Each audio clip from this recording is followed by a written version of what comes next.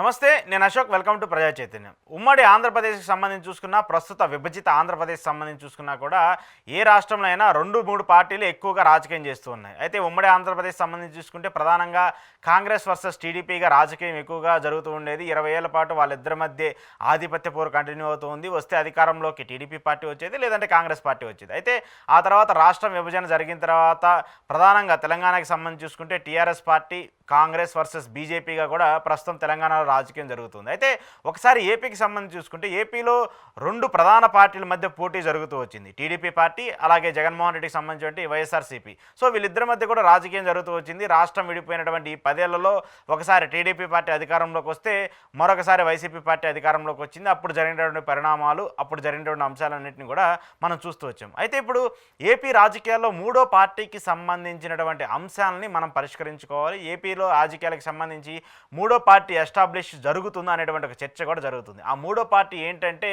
Janasena party.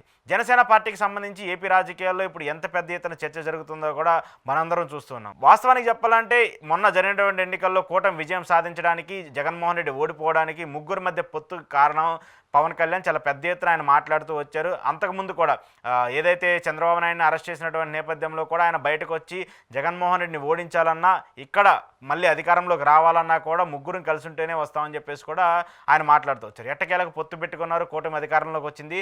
ప్రస్తుతం ఆయన ఆంధ్రప్రదేశ్ రాష్ట్రానికి ఉప ముఖ్యమంత్రిగా కూడా పనిచేస్తూ ఉన్నారు. కానీ ఇక్కడ పవన్ కళ్యాణ్ రాజకీయ శైలిని ఒకసారి పరీక్షించుకుంటే, పవన్ కళ్యాణ్ రాజకీయాన్ని ఒకసారి చూసుకుంటే మాత్రము గతంలో ప్రజారాజ్యానికి సంబంధించి అక్కడ వేసినటువంటి అడుగులు కావచ్చు, అప్పుడు చేసినటువంటి తప్పులు కావచ్చు, వాటన్నిటినీ కూడా సరిదిద్దుకుంటూ పవన్ కళ్యాణ్ తనదైన రాజకీయ శైలిని అయితే ముందు పెట్టుకుంటూ వచ్చారు. పవన్ కళ్యాణ్ ఎవరు ఊహించిన విధంగా బౌన్స్ బ్యాక్ అవుతూ వచ్చారు. పవన్ కళ్యాణ్ ఎవరు క్రియేట్ చేయనటువంటి ఒక హిస్టరీని క్రియేట్ చేశారు. 21 స్థానాల్లో పోటీ చేసి విజయం సాధించారు. 2 పార్లమెంట్ స్థానాల్లో విజయం సాధించారు. అంటే 100% స్ట్రైక్ రేట్తో భారతదేశంలో ఏ రాజకీయ పార్టీకి సొంతం కాని ఒక శక్తిని, ఒక మహాయుక్తిని పవన్ కళ్యాణ్ సొంతం చేసుకున్నారంటే అది అతిశయోక్తి కాదు. అయితే ఇప్పుడు ఏపీ రాజకీయాల్లో పవన్ కళ్యాణ్ మళ్ళీ చెరగని ముద్ర వేయబోతున్నారు. ఇప్పటిదాకా 2 పార్టీల మధ్య ఆల్టర్నేటివ్ కొట్లాట జరిగినటువంటి నేపథ్యంలో ఇప్పుడు 3వ పార్టీ ఎంట్రీ ఇవ్వబోతుంది ఏపీ రాజకీయాల్లోకి. టీడీపీ వర్సెస్ వైసీపీగా జరిగినటువంటి ఈ 10 ఏళ్ల రాజకీయంలో 3వ పార్టీ ఎంటర్ కాబోతుంది. రాబోయే రోజుల్లో రాజకీయం ఎలా ఉండబోతుందంటే TDP versus YCP, YCP versus Janasena అనేటువంటి ఒక ట్రయాంగిల్ షేప్లా కూడా ఇప్పుడు ఏపీ రాజకీయం ఉండబోతుంది అనేది కూడా మనకు అర్థమవుతుంది. వాస్తవానికి కూటమిలో జనసేన అధినేత పవన్ కళ్యాణ్ ఉన్నప్పటికీ కూడా ఆయన ఎప్పుడైనా బయటకు వస్తారు, ఎలాంటి పరిస్థితుల్లో అయినా బయటకు వచ్చారు, బయటకు వచ్చేసి ఒంటరిగా పోటీ చేసే సిచ్యువేషన్ కూడా ఉంటుందని చెప్పేసి కూడా అందరూ మాట్లాడుతూ ఉన్నారు. ఒకవేళ నిజంగా రాజకీయాల్లో అలాంటి జరిగే పరిస్థితులు ఉంటాయి. ప్రస్తుతానికి జగన్మోహన్ రెడ్డికి సంబంధించి ఆయన ప్రతిపక్ష నేతగా ఉంటున్నప్పటికీ కూడా ప్రధానంగా కూటమికి సంబంధించిన తప్పులను ఎత్తి చూపడంలో కూడా పవన్ కళ్యాణ్ మాట్లాడుతూ ఉన్నారు. ఆయన కూటమి మీద ఆరోపణలు చేస్తూ ఉన్నారు. సో ఆయన చేసేటువంటి ఆరోపణలకు సంబంధించి రేపు బయటకు వచ్చి ఆయన సింగిల్గా పోటీ చేసినా కూడా ఇలాంటి అంశాలన్నింటినీ నేను గతంలోనే లేవనెత్తాను కాబట్టి, వాళ్ళు తప్పులు చేశారు కాబట్టి నేను బయటకు వచ్చి మాట్లాడుతున్నటువంటి ఒక చర్చను కూడా పవన్ కళ్యాణ్ ఇప్పటి నుంచే కల్పిస్తున్నారంటూ కూడా కొంతమంది రాజకీయ విశ్లేషకులు చెప్తున్నారు. అయితే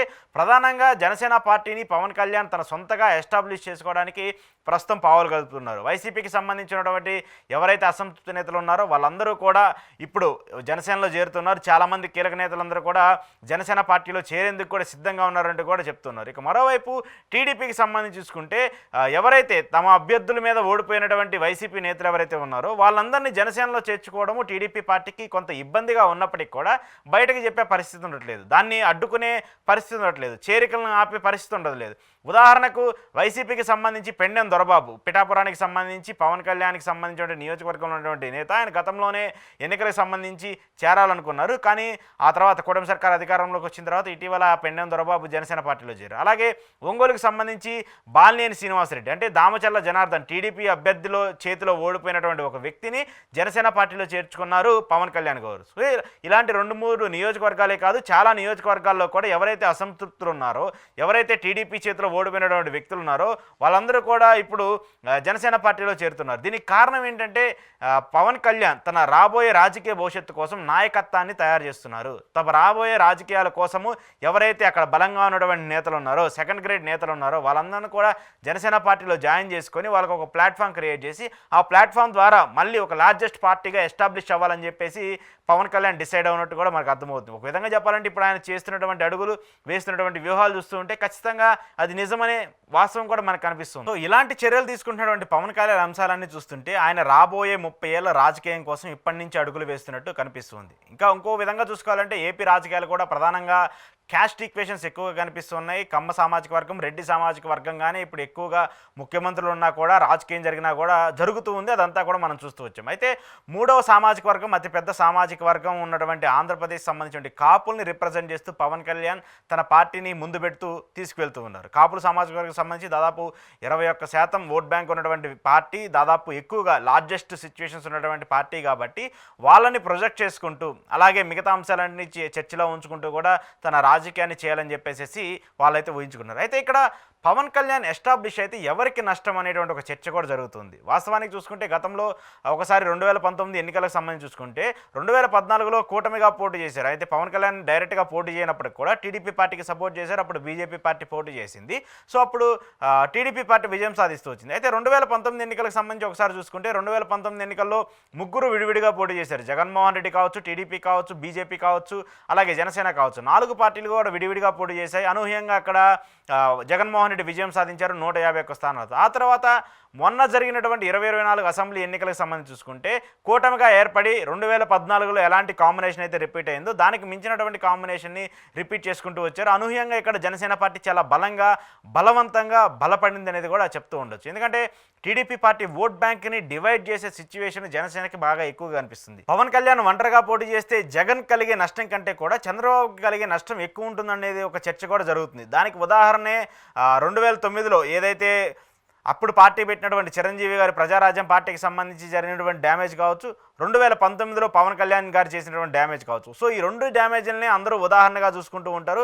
వీళ్ళిద్దరు విడివిడిగా పోటీ చేస్తే అది జగన్మోహన్ రెడ్డికి అడ్వాంటేజ్, వీళ్ళిద్దరు కలిసి పోటీ చేస్తే అది జగన్మోహన్ రెడ్డికి నష్టం చేకూరుస్తుందంటూ కూడా ఎవరికి వాళ్ళు రాజకీయ లెక్కలైతే వేసుకుంటూ ఉన్నారు. ఏది ఏమైనప్పటికీ గెలుపోటములకు సంబంధించిన అంశాలు ఎలా ఉన్నప్పటికీ కూడా పవన్ కళ్యాణ్ వేసేటువంటి అడుగులు, పవన్ కళ్యాణ్ చేసేటువంటి వ్యూహాలన్నీ కూడా రాబోయే 30 ఏళ్ల రాజకీయ భవితవ్యానికి సంబంధించి ఆయన అడుగులు వేసుకుంటూ వస్తున్నారు. సో ఇలాంటి ఆయన అడుగులు వెనక టీడీపీ పార్టీకి చాలా ఎక్కువగా నష్టం జరగబోతూ ఉంది.